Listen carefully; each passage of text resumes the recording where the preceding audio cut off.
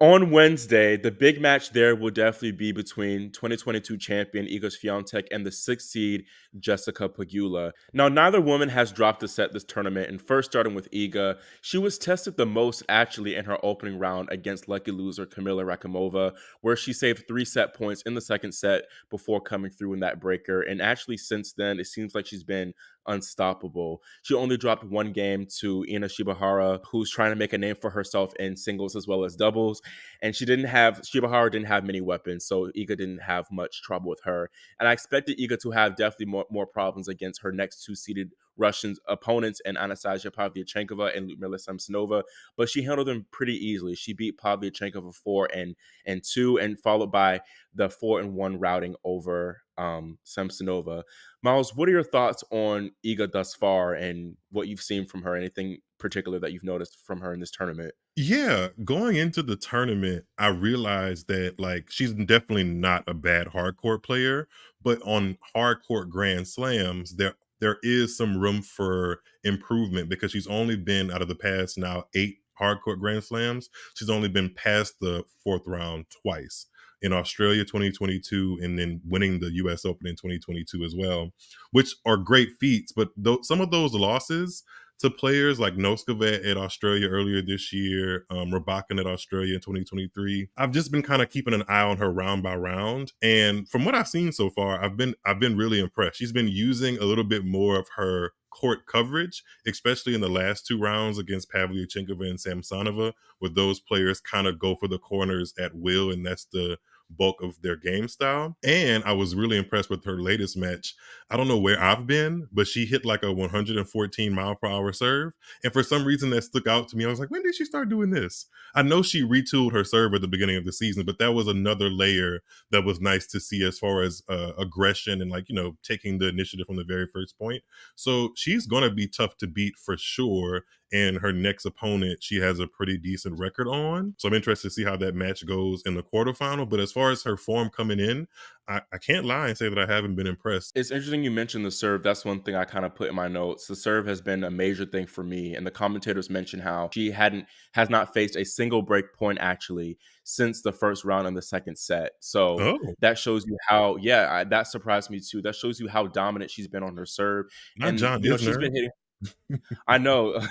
The main thing is also how she's been able to back up her serve and protect her serve, and to where she's not even facing like threats in her service games. That's been very impressive to me, just her efficiency. And it only bleeds into other aspects of her game, like her returning, where she's probably top two returning. She might not even be number two. So that's been something I've been noticing from her the most in this tournament. Now, her opponent, Jessica Pegula, she has had a decent run to the quarterfinals. Like Iga, she also has not dropped a set en route to this Elite Eight stage. She retired Shelby Rogers, her good friend, before taking down another American and Sophia Kenin. That was a really good match, 2 set match. So I was impressed by her being able to come through that one.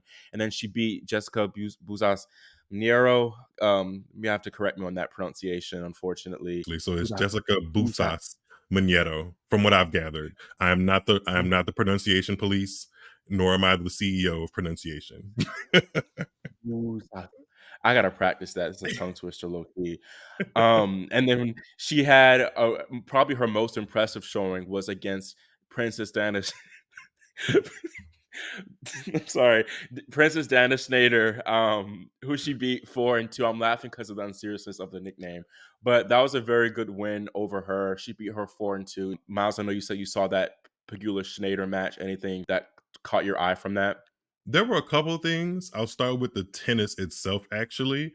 When Pagula is faced up against a player who isn't adjusting well to her rhythm, she can make it look very easy out there. And I think the way she can dictate based off of precision and length is really impressive. And I'm glad that I kind of woke up to that in her match. Like I was like, oh, I forgot that she can do this when she's playing well. And she really kind of set aside Snyder. I think Snyder was kind of dealing with some fatigue and had never really made it that far in a major, I don't believe. So maybe she was dealing with some of those nerves. But I was overall very impressed with Pagula from her serving for the ground stroke. So I think she's going to put up a stern test against Iga, especially considering her 2 match wins over Iga are on hard courts in Montreal last year and United Cup, so that's something that is gonna pique my interest. However, the on-court interview, it's funny how, like, people think those are so, like, unneeded, I guess, sometimes, but they give me insight and even press conferences sometimes on, like, what a player is thinking and how they're processing things, because they brought up the fact that Pegula has been in many quarterfinals. I think Mary Jo Fernandez did it for ESPN on the court, and her response made me raise an eyebrow, in a way, because she said that she kind of treats it all the same, just a match. Like, she said that she's going to play. I think Mary Jo Fernandez mentioned she's going to play the Iga potentially. I don't know if she did that or not, but I know she mentioned the quarterfinal thing, and she just kind of, the way she responded made me question or kind of sort of understand why she's currently 0-6 in Grand Slam quarterfinals, because she treats it like any other match. And I think there's a pro to that, and I think there's a con, because the con would be that you don't level up, especially if you're up against somebody that is used to being there and that does that deep in a Grand Slam. And I think she treats it at any other match, so she doesn't like psych herself out, which I also get. That would be a pro, to kind of keep yourself even keel and not get too high or too low. So I'm just interested altogether about, like, how she shows up in that match against Iga. Very interested, actually. That's a really good point that you bring up there, for sure. I guess looking now into that next match with her and Iga in this quarterfinal, Iga, she has a decent head-to-head over Pegula, leading at 6-3, and they played 4 times last year. I don't think they haven't played yet this year in this season, and they split those 4 meetings. Pegula, her wins came first in the United Cup, where she beat Iga 2-2, and then her second win, which was her last win, came at the Montreal semifinals, which she won in 3 sets. Meanwhile, Swiatek, her win, or her latest win over Pegula, was a pretty interesting, emphatic win. In fact, she only dropped 1 game in the WTA Year-End Championships. Now, maybe put an asterisk, not even an asterisk to I that, was because a just win is a about to win. say we should put an asterisk on the whole tournament, in my opinion, but Yeah, yeah, because that whole thing was a mess. it was on a But golf course. yeah, the WTA, definitely not a highlight for the WTA at all. But one match I don't have in this graphic is their US Open quarterfinal match from 2 Mhm. years ago, which Piontek won by a score of 6-3, 7-6, or 7-3. I can't remember. It It might be was definitely 7-3. a tight second set. I remember that. And I believe Pegula had chances for sure to take that second set, but she wasn't able to capitalize. I think, kind of looking back at their previous matches in preparation for obviously this preview, the serve I think would be huge for Jessica. Pegula needs to back up her first serve well. You know, her last few straight sets losses to Iga, which obviously including that Cancun loss, but also the Doha final loss from 2023. She won below 50% of her first serve points, which is abysmal. So she definitely needs to do a better job of backing up her first serve against such a great returner against Iga. I know some of it is due to Iga's exceptional returning, but if you're not able to hit your spots and win decent, easy points, then you're going to have a rough day out there. As you mentioned, the 0-6 quarterfinal record for Pegula will be a definitely a notable factor for this one. And Iga has far more experience in actually winning quarterfinals, so she has the edge in that department for sure. As far as the positives and the silver lining for Pegula, as she will be still an underdog in this. For one, she's coming into this match with a lot of confidence. She's 13-1 in her last 14 matches. She won a title in Toronto, and she made the finals of Cincinnati. So she's one of the most red hot players at the moment right now. So she has added confidence, and she's beaten Iga before. And then two, I think that Jessica might bring a different challenge to Iga that she has not seen in this tournament thus far. Swiatek's last 2 opponents, Pavlyuchenkova and Samsonova, they're good ball strikers like Pegula is, but I don't think they have the same consistency from the ground as the American does. So I think that Jessie can challenge Iga a little bit more, and Iga having to work hard and not getting as free, easy points as the Samsonova or Pavlyuchenkova gave her. Mhm. I might have it being Swiatek in 3 sets. I was close to having Pegula win this one, but that was before I saw her match against Samsonova.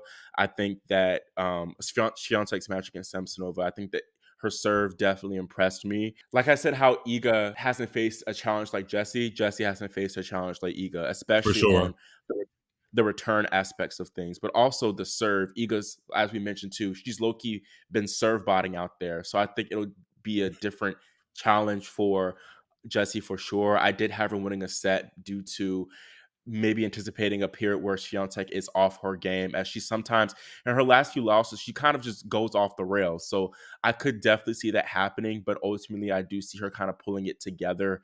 I need everyone to like bear with me or maybe buckle in their seats because I Uh-oh. promise I'm not saying this because I don't like Iga Swiatek. She has done amazing things like on the court, and I really have a lot of respect for her. So I'm not saying this before anybody's like, Miles hates Iga Swiatek. I don't, because that tends to be the narrative for whatever reason. But I am going to go with Jessica Pegula, and it's more so because this is my last stance with Iga with Jessica Pegula. Excuse me.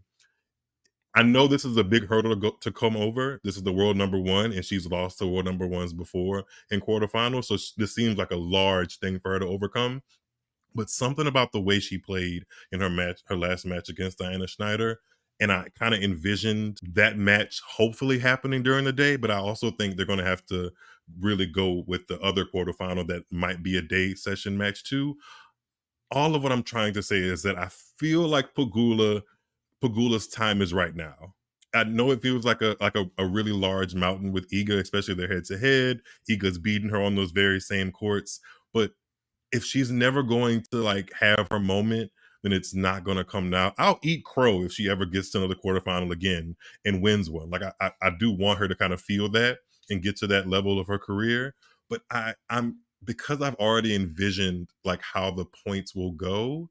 I think I'm going to give it to Pagula in 3 sets. I know that may sound like very like what are you thinking about, Miles? But I think it could happen, especially if she plays that Montreal level tennis or brings what she's been playing for the last couple of weeks in Toronto and Cincinnati to the court and plays as an underdog, and Iga maybe might get rattled with the crowd. And I think that has a better chance of happening if they play it at night. So there's two things. If they play at night, I think Jessica would really do herself a favor by playing into the crowd.